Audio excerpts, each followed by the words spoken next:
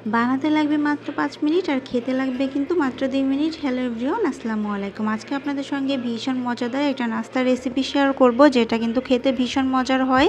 এই খাবারটা কিন্তু যেমন হেলদি তেমন কিন্তু হচ্ছে মজার। তো বাচ্চা থেকে বড় সবাই কিন্তু এটা খেতে পারবে, অনেক বেশি পছন্দ করবে। বাচ্চারা কিন্তু সবসময় ভাত খেতে পছন্দ করে না, বিভিন্ন ধরনের নাস্তা খেতে চায়। তো এই জন্য বাচ্চাদেরকে কিন্তু বিভিন্ন ধরনের নাস্তা এভাবে তৈরি করে দিতে পারবেন। তো এটার জন্য প্রথমেই হচ্ছে আমার লাগবে আলু। আমি সিদ্ধ করা আলু এখানে নিয়েছি আর আলুটা একটু ভালো করে ম্যাশ করে নিলাম।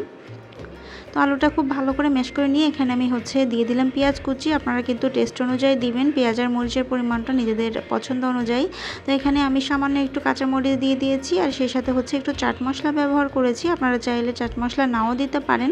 চাট মশলা দিলে কিন্তু টেস্ট অনেক বেশি ভালো আসে, ফ্লেভারটা খুব সুন্দর হয়, তাই আমি দিয়েছি।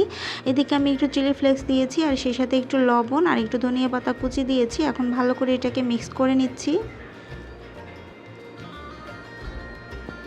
তো এটাকে ভালো করে মিক্স করে নেওয়া হয়ে গেলে আমি এখানে ব্রেড নিয়ে নিব আর ব্রেডের মধ্যে আলুটাকে আমি খুব ভালো করে মাখিয়ে নিব। আর ব্রেডের মধ্যে কিন্তু আলুটাকে আমি একদম পুরু করে তারপর মেখে নিচ্ছি। একটু মোটা পুরু করে এটাকে আমি মেখে নিব।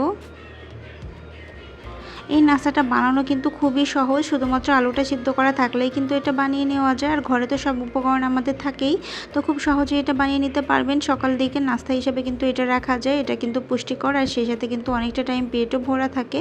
তো এটা ভাতের পরিবর্তে খাওয়ার জন্য কিন্তু একদম পারফেক্ট। আর এটা কিন্তু বাচ্চা থেকে বড় সবাই অনেক বেশি পছন্দ করে। বাচ্চাদের টিফিনেও দেওয়া যাবে, সেই সাথে বিকালে নাস্তাও কিন্তু এটা রাখতে পারবেন। তো এখন কিন্তু আমি আলুগুলোকে ভালো করে দিয়ে তারপরে উপরে দিয়ে আমি আরেকটা পাউরুটি টুকরো দিয়ে দিছি। এখন কিন্তু আমি এটাকে কেটে নিব। আপনারা বিভিন্ন শেপ অনুযায়ী কেটে নেবেন। আমি 4 কোনা করে ঠিক মাঝখান থেকে এভাবে কেটে নিয়েছি।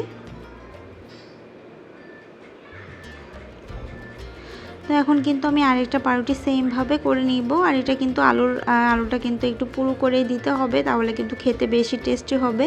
তো এভাবে কিন্তু আমি সেমভাবে আরেকটা এভাবে কেটে নিলাম। তো তারপরে এখন আমি একটা ডিম নিয়ে নিয়েছি। এখানে কিন্তু একটা ব্যাটার তৈরি করে নিব। তো ডিমের মধ্যে কিন্তু আমি সামান্য একটু লবণ আর একটু চিলি ফ্লেক্স দিয়েছি। এখন ভালো করে এটাকে মিক্স করে নিয়েছি। কেউ চাইলে এখানে মিল্ক অ্যাড করতে পারবেন, কিন্তু আমি এখানে মিল্কটা দেইনি, আমার কাছে ভালো লাগে না। তো এখানে হচ্ছে আমি প্যানের মধ্যে তেল গরম করে নিলাম আর এখন পাউরুটির টুকরোগুলো হচ্ছে আমি ডিমের ব্যাটারের মধ্যে চুবিয়ে তারপরে হচ্ছে তেলের মধ্যে ভেজে নিব।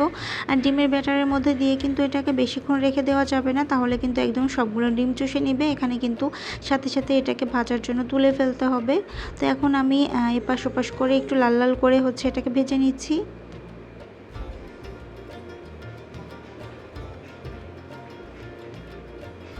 তো উল্টে পাল্টে কিন্তু আমি সব সাইডে খুব ভালো করে ভেজে নিব। সাইডগুলোও কিন্তু আমি ভেজে নিব খুব সুন্দর করে। এটাকে কিন্তু ভাজার সময় খুব সুন্দর ফ্লেভার আসে, খেতেও কিন্তু অনেক মজার হয়।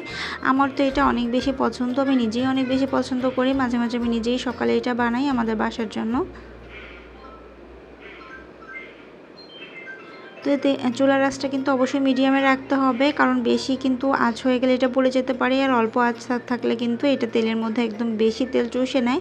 তো এটা কিন্তু আমার ভাজা হয়ে গিয়েছে, আমি একদম লাল লাল করে এটাকে ভেজে নিয়েছি আর এখন তুলে নিলাম। দেখতেই পেলেন যে কতটা সুন্দর হয়েছে। আর এটা কিন্তু বানানো খুবই সহজ, মাত্র 5 মিনিট থেকে 10 মিনিটের মতো লাগে এটা বানাতে। তো বানানো কিন্তু আমার কমপ্লিট হয়ে গেল, এই যে আমি তুলে নিয়েছি। আর বাচ্চারা কিন্তু এভাবে খেতে অনেক অনেক পছন্দ করবে, আপনারা চাইলে এভাবে বানিয়ে নিতে পারবেন। তো আজকের রেসিপিটা আপনাদের কাছে কেমন লাগলো অবশ্যই কমেন্টে জানাবেন। আর সবাই ভালো থাকবেন। আল্লাহ হাফেজ।